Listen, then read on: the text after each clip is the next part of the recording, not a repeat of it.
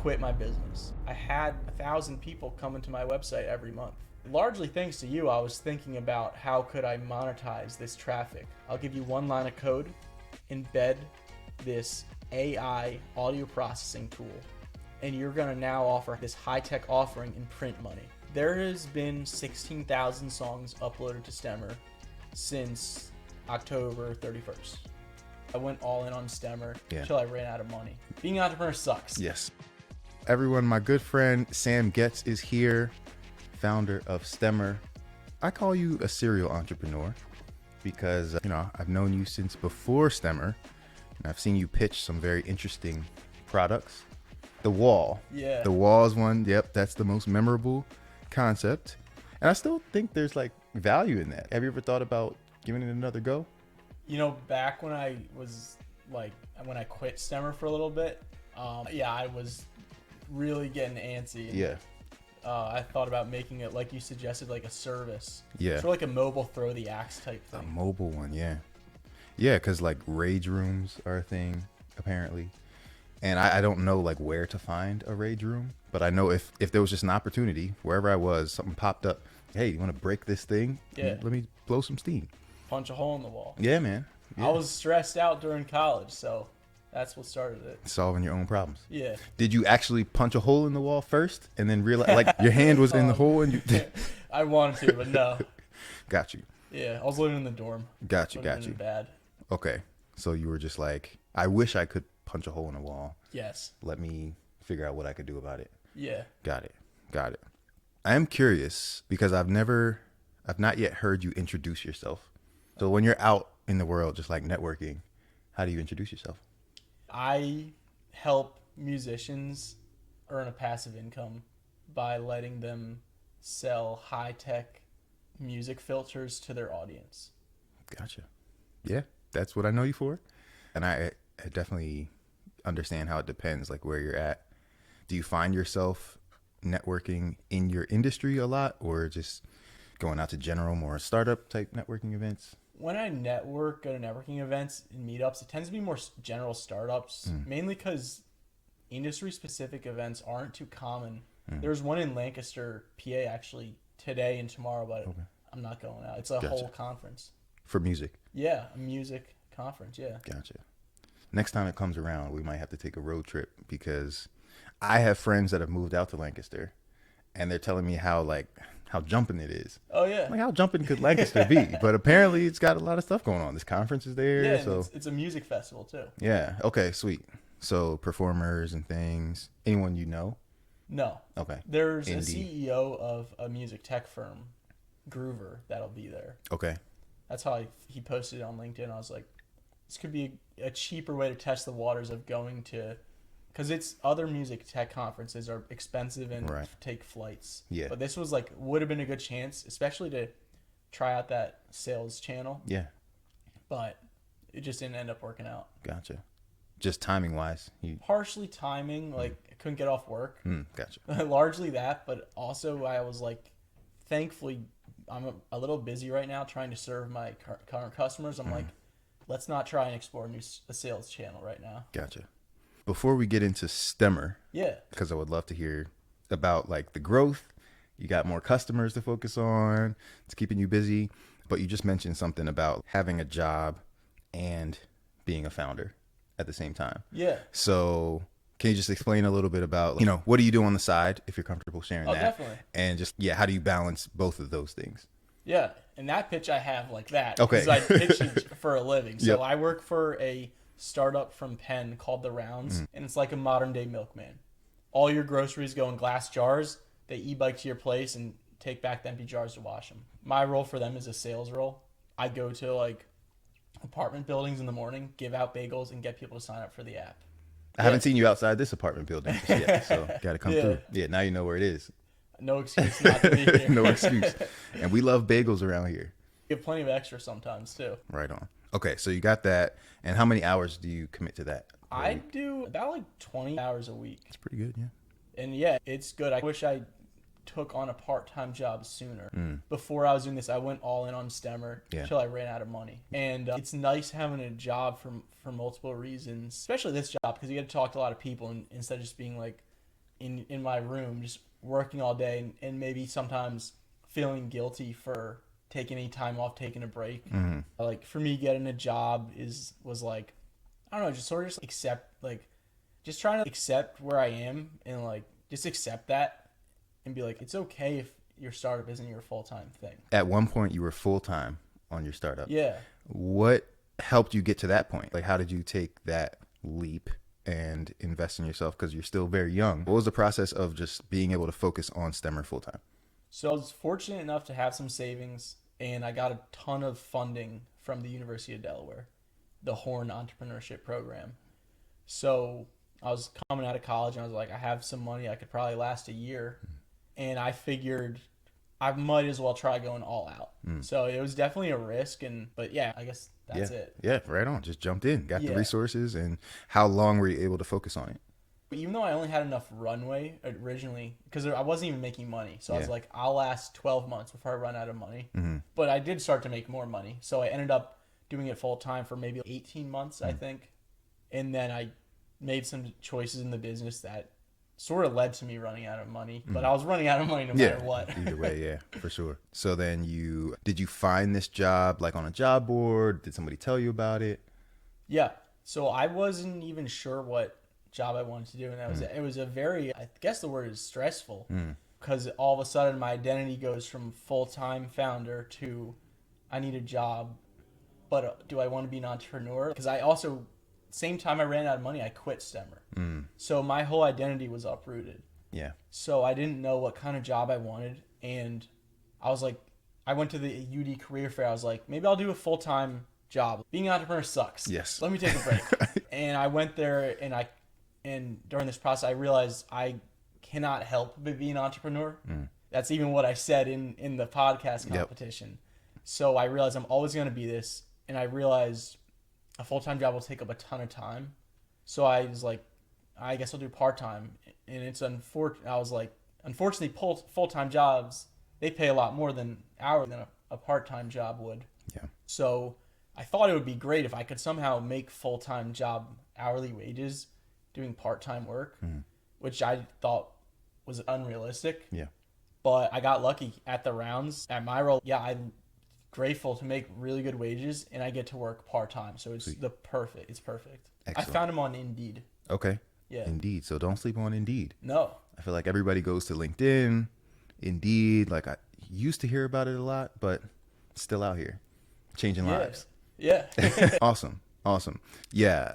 One of the things that you mentioned was like the mental battle of just like the identity crisis. Yeah. Whereas, you are an entrepreneur, you identify as a founder, and you're all in on this thing.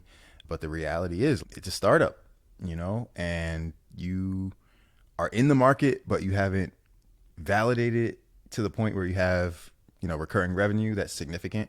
Because I remember very early on, like we would talk about you having paying customers, which was great, but it definitely wasn't enough to like pay for your rent or pay the bills or pay for just your social life, being able to go out on a Friday night. So I definitely can relate in just the challenge of being like, no, I can't take on this other thing because that's not who I am. It's not who I am. It feels like it's taking away time from what you can focus on with the business. But in reality, it's no, I need something else to be able to help me have more runway. Yep. And invest. I assume you invest some of your paycheck into the business in some way, multiple ways, probably. What's really nice about being forced to work, I'm not forced to work, but working another job is it forces me to make smarter business decisions. Okay. How so? Before, for multiple reasons, I tried to do everything. And because I think I have a certain way I like to do things, it's hard for me to give up control. And I don't feel justified because especially when I'm not feeling like a success, sometimes I don't feel like it's justified for me to pay for help because I don't think I'm succeeding. Yeah. So, but when I'm forced to work, it forced me to make my first real hire. Gotcha. And that was a very smart business decision. But if I had the time, I would have just kept doing that work myself. And a business is supposed to be this engine. Yeah. And if you're doing all the work, that's not an engine. No, you hit it right on the head. That's it. And it is interesting that getting a job outside of the business would lead you to that insight. Yeah. But it's a blessing. It's now, I'm sure, like looking back, you're like, yeah, getting a job was the best thing I could have done at the time. I wish I did it sooner. And I'm at a point where I'm like, I wish I took on a part-time role Yeah, sooner. okay. Uh-huh. Definitely can relate. So I'm glad you got those lessons out of it. And the role that you're in part-time is a sales role, right? I feel like that's a great role for founders who need a part-time gig because it is more flexible, right? Do you find that it also, like, you've been prepared, like having a startup prepared you to do well in a sales role? Oh, 100%. Yeah. Yes. Yeah. So if you're a founder who needs a part-time gig, I would say look at more sales roles. Even if you don't view yourself as a salesperson, most likely like you have the skill set that's needed. And do you have any wins you can share about your part-time gig? Any acknowledgments you've gotten? Yes, I've been recognized as the #1 performing sales rep in the Philly market. Incredible. Incredible. Killing the game. And that was like how many months in? The entire time I've been there. Wow. But I was recognized after a few months. Gotcha. But yeah, all the data I've been. Yeah, man. And it feels good, and I like it. Yeah. I will always want to keep that title, so it keeps me working hard. No, that's a beautiful thing to have a job that you don't hate. Yeah. A lot of people hate their jobs. So when you think about, oh, I have to get a job to keep going, right, to help me pay my bills, the fear is that, I'm going to be focusing time on something I don't really care about, and it's going to stress me out. It's just stuff that I don't want to do. But in my view, like, it sounds like it's giving you experience. It's giving you like collaboration skills that maybe you haven't built yet in the business, because we'll talk about the team you started to build with Stemmer. But it's almost like working for a startup is teaching you how to build your startup. That's right. And on the note of the job, I was also really afraid, especially even with some sales jobs and full-time jobs. I felt like it would take a lot of mental investment, even outside of work maybe. But with the rounds, since it's field sales, I clock in, I execute, and I clock out, and I'm done. Gotcha. You make the sales on the spot. Right. Yeah. No extra work. I love it. Yeah. I love it. It's Cool. great for founders. Sweet. Yeah. All right, the rounds, you got your little commercial. So the first one is free. But no, let's talk about Stemmer. We are here because, for one, we've built a relationship over time, which I'm just always amazed by, just hearing your progress and being able to just share insights here and there.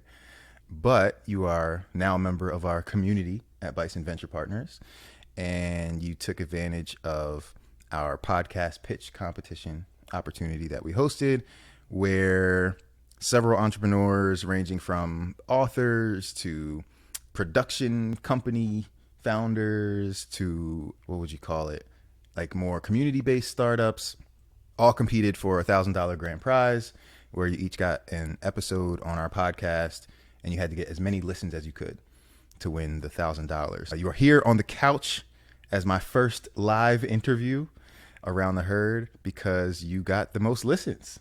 Yeah. So congratulations. Thank you. Congratulations, one, on jumping in and taking advantage, because I think a lot of people saw that and were very hesitant to participate because you're putting yourself out there, and it is a new type of platform. Like most pitch competitions, okay, I submit an application. If I make it to the finals, I stand on a stage and I pitch live. We didn't do any of that. It was just, hey, here's a slot on our podcast. You get your own episode, and it's up to you to share your link far and wide. Not only do you need to have a great pitch so that people listen to the content, but you also need to be able to share it, whether it's on your email list, social media, whatever it might be. Getting into that, for one, give us just a quick elevator pitch on what Stemmer is, and then we'd love to figure out just what did you do to get the most listens. Awesome. I'm happy to share that.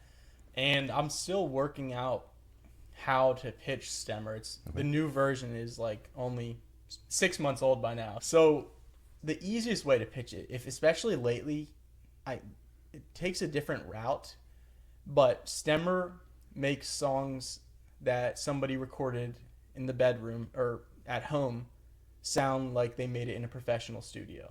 That's what Stemmer does. I make it so any business can sell Stemmer to their audience. That's my business model. Gotcha. another way I'd pitch it, and that wasn't too bad of a pitch either. Yeah, that was solid. That might be how I go for it, Yeah. honestly. I think white labeling might be I think you may need a buzzword. People don't know white labeling. Oh, they don't. Oh, okay, No. interesting. Yeah, I wish they did. Yeah. Like, what's a better word than white labeling? So we can workshop that later. Maybe it's a platform. Yeah. Stemmer is a platform. I could also say Stemmer is a platform where people can sell music filters to other people. Closer. Uh-huh. Yeah, not terrible. Not entirely clear. Yeah. Because you say people. It's like what type of people, and then sell it to other people. Yes. Who are these people? Okay, yeah. So who's selling? Who's on that side? And that's the other part. There's two different archetypes. One thing what really spawned it is we approach influencers, influential people in the music industry, professional artists, and we let them build. They can clone their sound, the way they balance the sonics of their music. We can take an image of how they process their songs with a lot of bass maybe, and then we let them sell that image, that clone of themselves, sort of this filter, to their fans who also make music. That's one archetype, and I haven't been that successful with that archetype yet. So the other customer archetype are websites that sell things to musicians. In particular, that sell low-tech offerings. So they have all this web traffic. They sell low-tech offerings, maybe even low-tech versions of what Stemmer does, how Stemmer transforms songs. And we say, hey, you have 20,000 monthly visitors to your website. I'll give you one line of code, embed this AI audio processing tool, and you're going to now offer this high-tech offering in print money. So I offer this white labeling to influencers and individuals, and also to music websites. Gotcha. So your target customers on one side, the end user is anyone who's making their own tracks, producing their own music, like individual artists. Yeah. And then on the other side, you have more, you could sell to producers, but you are targeting right now people that may sell like music software, mixing platforms, beats. Yeah. Gotcha. Yeah. And one thing that you're talking about, like this image, thinking of an artist and being like, you can copy their sound essentially, right? Like at one point in the early days of the iPhone, there was this like T-Pain app where anybody could sound like T-Pain. Because it was like it was like an auto-tune like setting, right? Okay, yeah. Yeah, so it's like they're just selling this app where you just record your voice and then the output is you sound like T-Pain. So is that sort of what one of your offerings is? You can sound like whatever artist is So we don't do voice cloning, Okay. which is a big trend. Drake just got sued for that, or is going to be, whatever. Yeah. Could have just been potentially. a marketing stunt. Yeah. He finds ways of staying in the news. Oh yeah, for sure. Yeah. We don't do voice cloning. It's not that depth, but it is similar. Let's say where Drake is our white labeler. Does he have a lot of bass in his music? Then with his filter, you're gonna have your bass the same way Drake's bass. It's a little subtle. Gotcha. It's more so the beat and like the rhythm, the vibe of the song. That's honestly that helps to hear. Okay. Yeah. It's less sound like T-Pain. It's more like sound like a Timbaland produced beat. Yeah, you could say that. Yeah. This is like a Kanye sound, right? You know, maybe you don't know Kanye produced a certain track, but you know, like Timbaland, you know Timbaland's beats, you know his bass, you know his kicks. So I'm trying to think of another like producer. Who else is like that? Just Blaze, the Neptunes, like Pharrell. You know it's Pharrell. But it won't. Not exactly that. Yeah, like you won't hear this say, "Oh, this is a Pharrell master." Yeah. But it's the quality of the production. It's almost, man, I wish I had a good analogy. Because it's not the only thing it does. It also just makes your song objectively better. So it makes your song objectively better and then also nudges it a little bit in the direction of maybe a style of the white labeler. Okay, got it. But it's really just a nudge. But it's at least that it's unique to that white labeler. Yeah. So if nothing else, your song sounds much better. Yeah.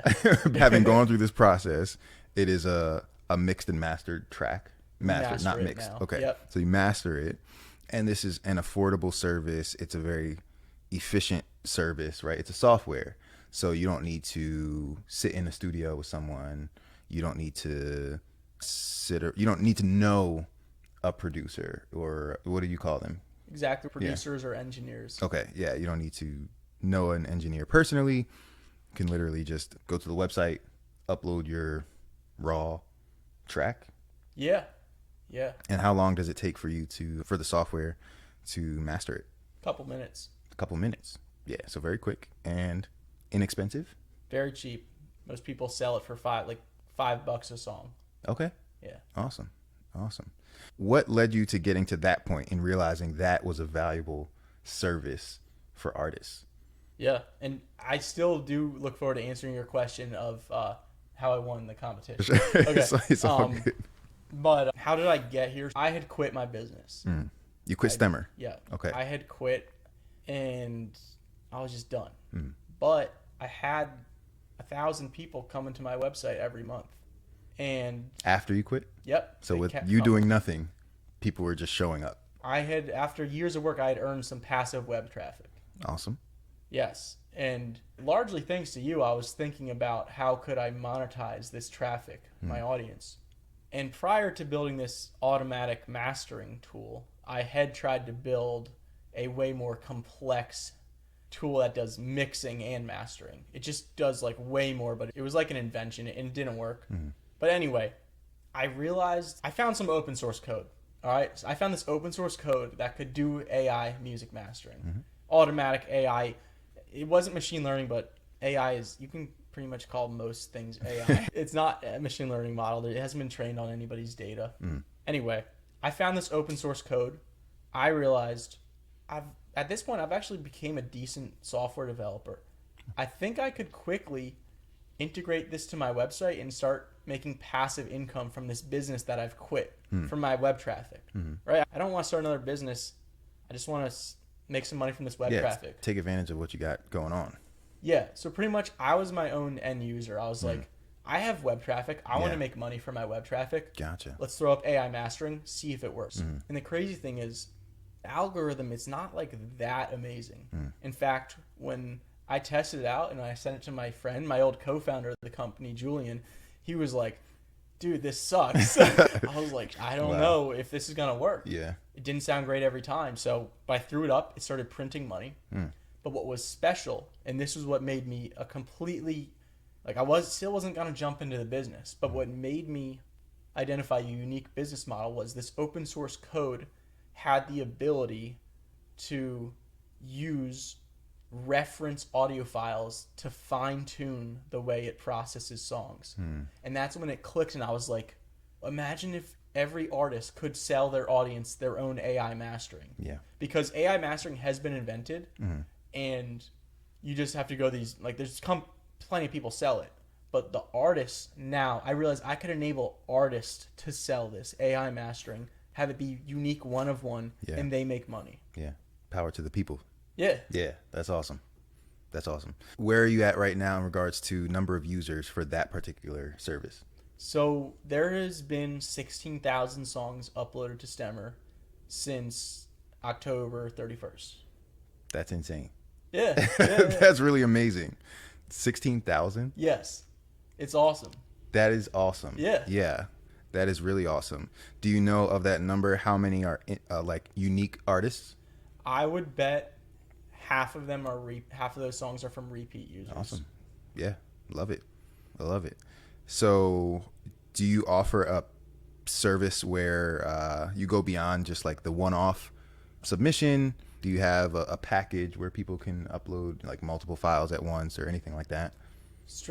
Strategically, I haven't built that yet. We do, once you upload, there is a discount code that you can, that says upload again, use this code for 10% off. Okay. Nobody does it. Really? People do, but so many people miss it. Gotcha. They just miss out. All right. Hopefully they watch this and they hear they're missing out. Yeah. Man, that's amazing. So you've got that traction. That's going great. And then what are your other offerings that you have? You have the white labeling for the website hosts, whoever's selling to artists. So what's that product look like, and how many users do you have so far? Good question. So it's designed to be very low friction. All I do is give these websites one line of code. It takes me a minute to make. All I have to do is add their unique ID and customize it to their brand colors. I can add their brand font. We have some other customizations. I just give them this line of code. Hey, it's live. Don't pay me anything. We just split the revenue 50-50. And I might try out subscriptions, but what I love is it's such an easy sell if you don't have to pay me anything. Yeah.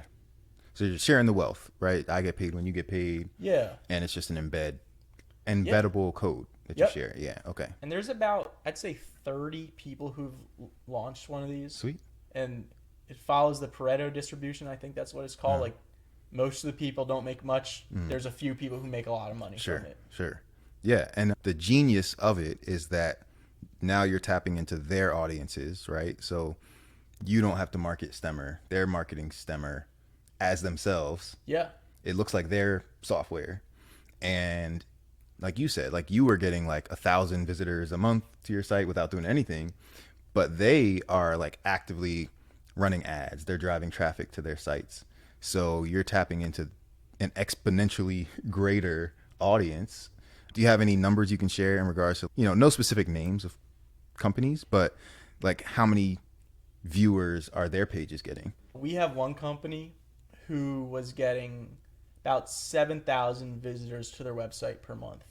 They plugged in the Stemmer widget and they started generating 600 in monthly sales. Wow. And it didn't take away from any of their other offerings, which was mixing services. Then they saw the passive income this was printing them passively. So they started running ads directly to the Stemmer widget on their website. And what's crazy is they break even on the ads. Wow. And then they get to upsell these people. So it's a really incredible lead magnet. And that's also, I was thinking about, I might end up repositioning it like that. Yeah. And that would do crazy. Maybe it might do well in Product Hunt like that. And that's much more, because the problem with my business model is if you don't make money, I don't make money. Right. But if I position it as a lead magnet, and it's not about making money, but it's about the leads it captures you. Yeah. Maybe it would be easier to justify subscription for people who don't generate much sales with it. Yeah. I love it. Because I was going to recommend, just in hearing you talk about it, it sounds like you should sell it as a lead magnet. Yeah. And also, I would really start to think about yourself as expert in this space. Not just in like the software space, but in the startup space. There's plenty of founders who like, they do their thing. That's what they know. They crush it with their thing. But when it comes to the whole like sales process, the funnel, right? The lead magnet, like everybody doesn't have that. So if you can help them understand, like, hey, you're missing out on capturing these leads because you don't have a free giveaway or you don't have something where people can try something like really quickly, right? I think you can make a difference with that. And part of that comes from, you see the book over there, Sell Like Crazy. You put me onto that. You put me onto it. And I feel like the things that like you've invested in your knowledge and your learning. And these are just things not everyone knows. So if you can point out to them, hey, you have this problem with your flow right now. You're just missing out on capturing people because XYZ. They'll be like, yo, you're right. And since you like put me onto that, you helped me understand that, I'm more open to using your software than someone else's. Interesting. That's it. I might try repositioning it. So I've been pitching as, hey, print extra money. But some of these businesses have their own lead magnets that we're fine with, but we double the conversion rate of lead magnet. So your lead magnet is better than the previous one. From 7% email opt-in rate to 14% email opt-in rate with Stemmer. That's awesome. So point is, my approach right now has been more so, hey, let's make this extra money, but it might be like, hey, I don't know. I always thought make money is a good sell. Yeah. But I might try out, hey, there's a problem with your lead magnet. Yeah. I bet you're not making more than 7% conversion rate. Let's double that overnight. I think if you can give a specific number, because there's probably an average number. There is, and 7% is pretty decent. Good. Yeah. Yeah, you could say something like if your conversion rate is less than 7%, I can show you how to get it to 14. Right? Yeah. Like how we've helped someone else get it to 14 type of thing. Because then you're like, oh, I didn't know I could have it that good. I thought what I have now is fine. I'm getting by. But you're telling me other people get 14? I'm missing out. And the reason it's so powerful, I think we can make it more. There's reasons, but it's because when a company installs this stemmer widget on their website, it's so easy. The user has one action. They get really curious. They want to hear how their song will sound after. Right. Then they wait 2 minutes for the song to be processed, and they're really invested. That's when we hit them with the drop your name, phone, and email. Yeah. And once they hit that page, 67% of the people who hit that type it in. And do they have to enter their information to get the song? That's up to the person who white labels this technology. Okay, got it. And we can change the form for them too. Awesome. It's all amazing. Yeah. And I've seen you build this over the course of, I don't know how long it's been, 2 years? The whole thing, 4. 4. Yeah, I know I've known you for longer than that, but to see you build it from the ground up and to go through the highs and lows and like the point where, no, I'm done with this. Be like, I'm done with this. I remember telling you though, I was like, I think you'll be back. I think you will be back. Like, I don't want you to quit it. You've developed an expertise in this space that's just so valuable. And I know there's other skill sets you've developed, like how to go viral on TikTok, right? That's something that just came about from just going along this journey and not necessarily something you planned on, I'm sure, but you've gone viral how many times? 6. 6 times? Yeah. And what's the most number of views you've gotten? 2.7 million. Insane. Yeah. Just insane. Yeah. And then you can nuts. Help other people understand, hey, there's a formula to this. I've gotten it down to a science, and you can help people. So it's pretty cool. What I really like about, honestly, the type of customers I'm working with now, it's this whole category. Like, you talk about becoming an expert.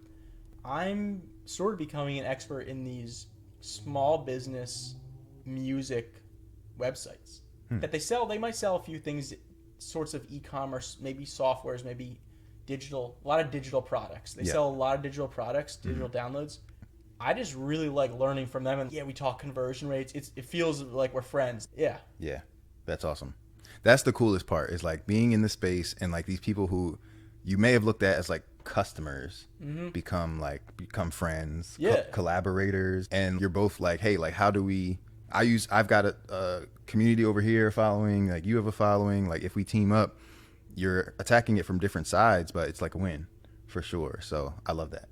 I love that. So with all of that, you've built your own email list, your own following. So let's talk about the pitch competition, because you had about a month to get as many listens as you could, and I would send out like bi-weekly updates letting you know how you were doing in regards to numbers, but not necessarily in regards to like place, right? You didn't know like what second place had, but you knew, okay, I'm increasing my listens every week. So one, what was your thinking going into it? Were you confident that you could get the most listens out of everyone participating? And what maybe made you feel a little more comfortable just taking your shot? Coming into the competition, I knew it was all or nothing. Okay. All or nothing. Because it's first place if you get the most views and there's nothing else. That was it. One prize. So I said, if I'm going to do this and invest my time into this, yeah, I'm going to really do it. Gotcha. I even mapped out how many hours is appropriate for me to put into this before I could just been working my other job to make that money. Love it. Not that I wouldn't do it, but like I wanted to make sure I wasn't like doing something stupid by putting a lot of time in. Gotcha. So I approached it systematically. Okay. I love it. And I asked the winner of last year how he won, Sean. And he just said he asked all his friends and family to play it a bunch of times. And that's what he did. Yeah. And he also asked them to ask their friends. I was like, okay, that's how the winner won. And he told me how many views he got. And he said, I think it was like 6,000 or 4,000. He crushed it. Yeah. Yeah. And first of all, so the competition is whoever gets the most streams. I ruled out I was not going to use it. I have the ability to probably use I wasn't going to cheat. I was not going to use any bot. I don't know if that was, you never really I didn't explicitly say that, but no. I thought it was unethical. Yeah. And so I wasn't going to do that. For sure. But I said, I need a system. So Sean got 4,000 to win. Let's set a number that I want to hit. That's the only way. Let me set a goal. So I said 10,000 views is my goal. And I said, if I get 200 people to play this 50 times each, that's 10,000. And 50 is a big ask. But what I did was I wrote down a list of 200 people I knew. Many of these people I hadn't talked to in years. I was even nervous. Like, it was, I don't know how to phrase it, but like almost, I wouldn't say embarrassing to reach out, but like, I don't know if that makes any sense. But yeah, like, no, you're just nervous. Like, I'm kind of like, I'm not like begging, but Yeah. I'm reaching out to somebody I haven't talked to 5 years and asking them to do me a favor. Yeah. I was nervous about that. Yeah. But I said, I'm Gotta all do in. it, yeah. I'm going to do this. I set my goal. So I wrote down the 200 people I'm comfortable reaching out to. Or maybe even uncomfortable. I was uncomfortable reaching out to some. First of all, it was nice that I did because they were first of all, they're happy to help me. Yeah. Everybody's rooting for me. Yeah. And it was nice. I rekindled some old connections. But I said, hey, first thing I did was like, hey, I'm in a competition. Could you give this a play? A couple plays. And then hopefully they responded yes. And then after they did that, I said, awesome. By the way, would you be down to commit to playing this 10 times per day for the next 5 days? Yeah. And if so, I'll just send you a daily reminder. Okay. And some people ignored me after that or said no. Sometimes no, I was like, fine. Or some were like, yeah. Because I figured 200 times 50 is 10,000. Did the numbers, yeah. Yeah, so that's what I did. And I also had, so I like set him a reminder every day. And I also had my own email list. I sent it out on multiple places. I even did a giveaway. Similar, I feel like you've done similar things. Maybe this is what the contest is almost like in itself. I said, hey, whoever, if you play this, send me a screenshot. Yeah. To my email audience, I said, send me a screenshot that you listen to the podcast, and I'll give you a free master. And that worked some. Really? Yeah, That's awesome. That got me a few. And that's how I did it. I didn't get 10,000 listens, but I think a lot of repeat listens weren't really counted. But thankfully, that rule was applied equally to everybody. Yeah. So that is how I was fortunate enough to win. Right on. I love it. I can guarantee no one else was as methodical or systematic with their outreach and process. And you have to swallow your pride. I'm asking people I haven't talked in 4 years. Yeah. Do you want to commit to play this 10 times a day? For 10 days straight. Yeah. Yeah. It is a big ask. It is a But big you make ask. the ask, right? If they say no, what happens? Exactly. Yeah. And I thanked everybody. After I won, I thanked every single person individually. Awesome. I love it.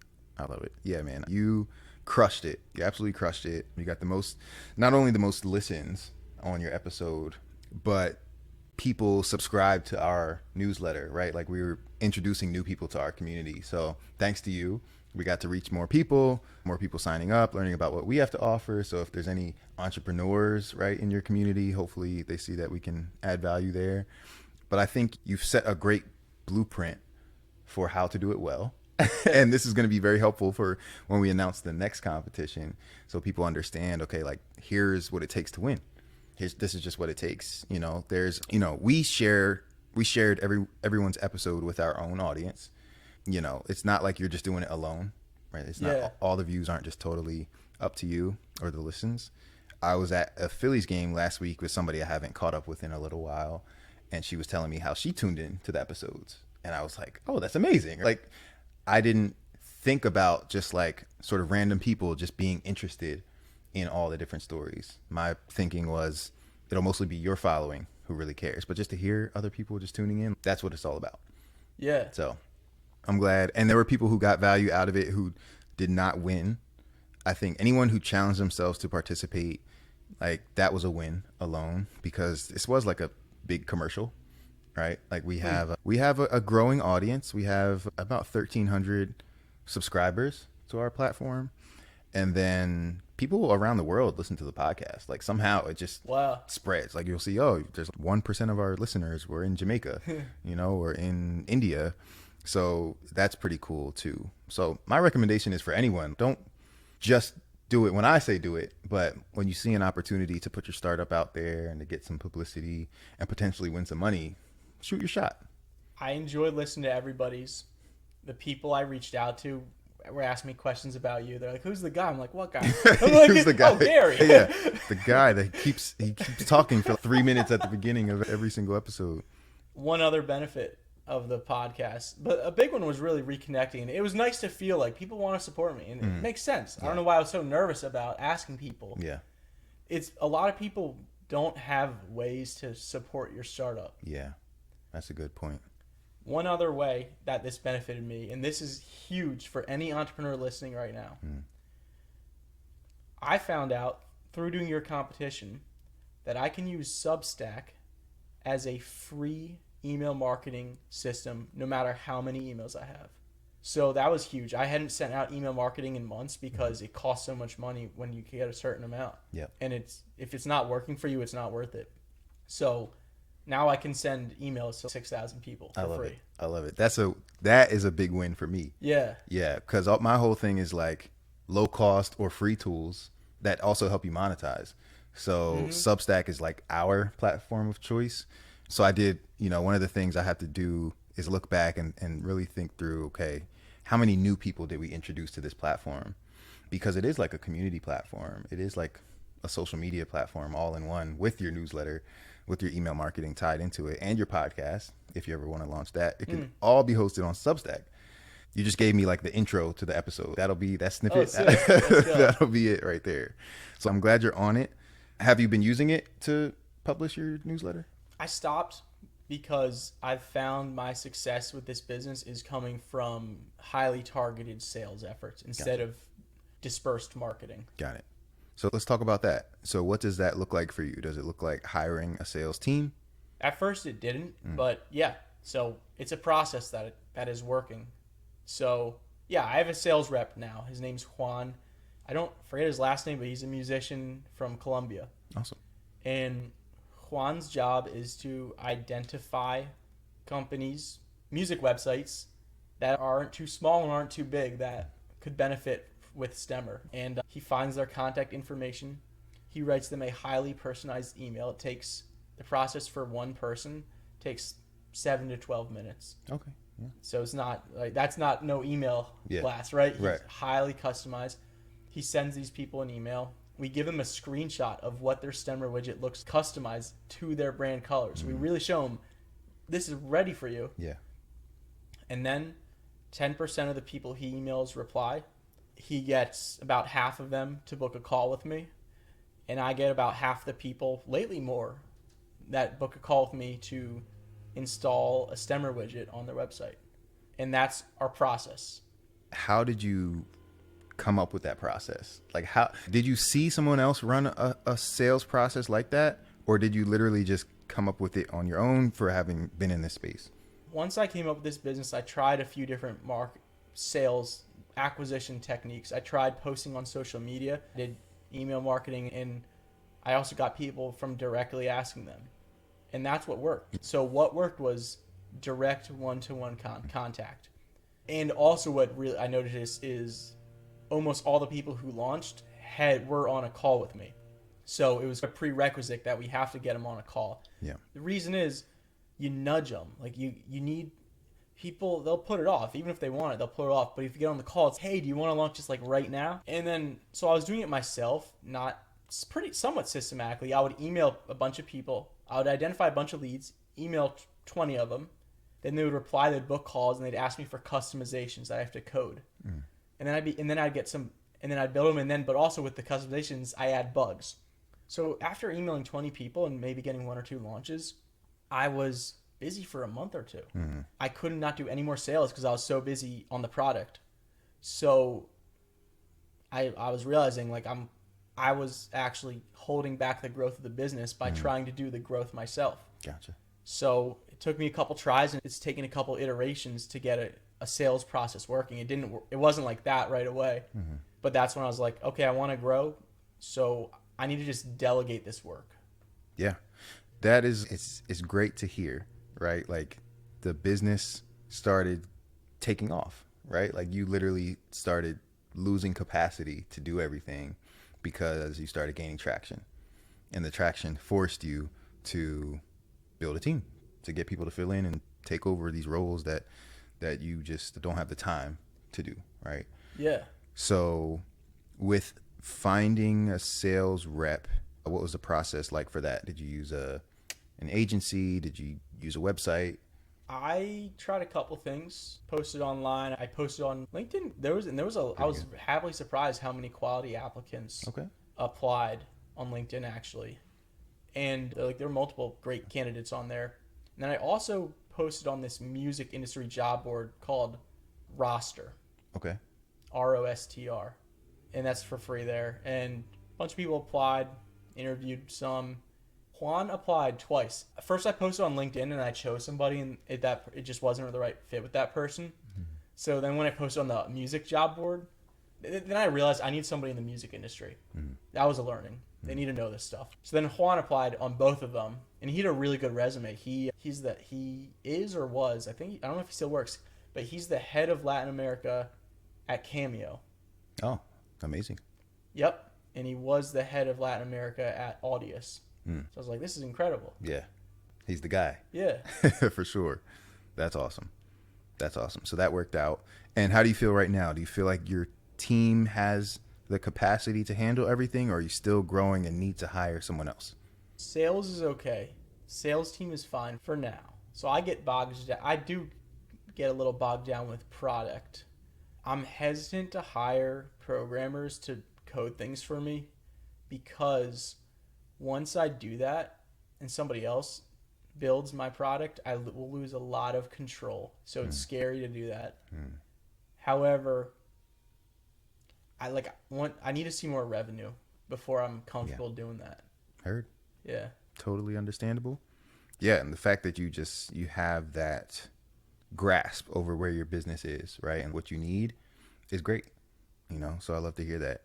With that, is there anything you're working on, anything you're launching soon? What should the audience know about Stemmer so that, one, we can help you if you've got something that maybe needs promotion, but also is there an ask that you have of anybody that's tuning in? If you know anybody who has an audience of music creators, we can give them a passive revenue stream for no cost.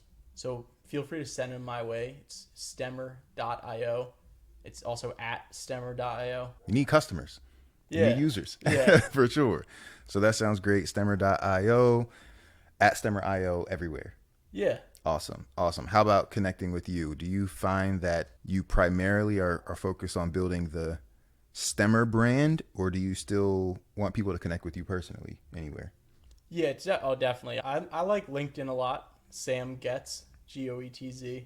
And even though my Instagram is at stemmer.io, it's like pretty much me. Okay. Yeah, so I think that's the way to do it. Right on. Yeah, all in one. People connect with people a lot better. That's it. Awesome, man. So I'm looking forward to what comes next, all the growth. I know you had a great week this week. So just looking forward to continuing to be a part of the journey. You are absolutely one of my favorite founders to just hear updates from. And I'm, always here to share any advice or tips or anything like that. But just so you know, I'm learning from you. So I loved that book, Sell Like Crazy. We might do like a book club type of thing where we get more founders leveraging those insights and from other books too. Any resources you could recommend to any entrepreneurs listening? I will say you were the first entrepreneurial mentor I ever had. Wow. The first ever? Yeah. Wow. Man. All right. So book time with me. Yeah, exactly. Yeah. All right. Good. Great. I didn't tell him to say that. So yeah. Appreciate it. You were the first one to teach me that entrepreneurship was about solving a problem. And I've had 4 different businesses since then, but that was really cool. Yeah. So yeah, hit up Gary if you need help. For sure. Always. That's what we do. Awesome, man. Congrats again. And, you can confirm on camera for the people. You did get your money, right? I got my money. Thank you. Yes, of course, man. Thank you, because we had the most listens we've ever gotten on any of our podcast episodes. Huge spike at that point in time. So you've inspired me to organizing more of these competitions. So the community should be looking out for more of those. And we'll switch it up next time. We may do like a judging round where we have founders in the community select maybe the finalists. So yeah, we're going to keep workshopping it. And we definitely want to make sure more founders get access to resources, because it is hard to build a startup. You need money. And my whole thing is, hey, if we can make it just a little bit easier, then that's us doing our jobs. That's our episode. This is the first live recording around the herd, so appreciate you for being a part of it, and definitely going to include all your links in the episode. And yeah, man, we're going to keep it up, and we'll see where Stemmer is in a few months. I know you're going to have a lot more next time we check in. Yeah, thank you so much. Yes, This was sir. fun. Of course.